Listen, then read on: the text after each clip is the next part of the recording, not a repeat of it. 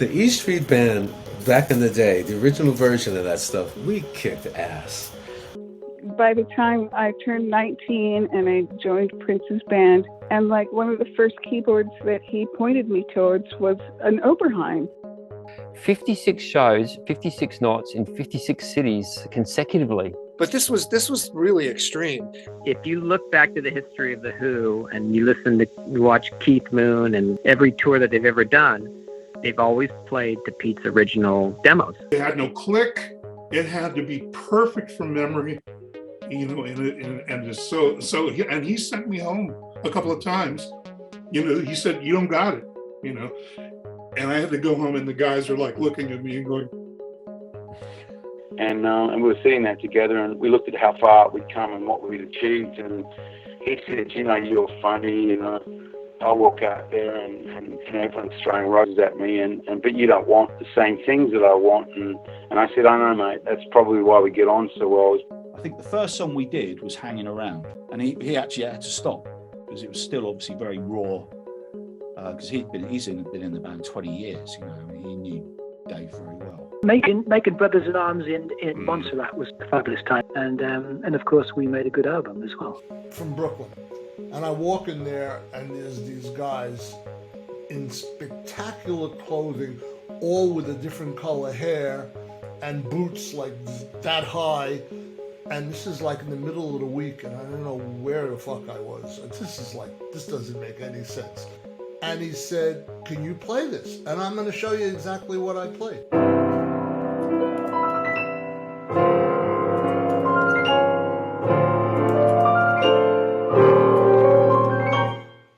But it was also very frustrating in these days. I love, right around Toto 4 is when they made me some slaves where I could go and, what I told the guys I was doing was, "Hey, I'm just going to try out my parts. Don't worry, I'll do it in the studio with all of you guys around and the engineers sitting there and all that. But I just want to test out some things first." Well, they wound up using every single thing I recorded. It just took time. I used to overplay, and I would be playing like the octaves or whatever. He's like, "Jenny, you're in my zone. Like, back off. Let me play the bass. You find your space. Don't play with the guitars, at least especially don't play with the zhung, dong. Don't do that." I knew and loved and respected and enjoyed the work of Hart from when I was a kid.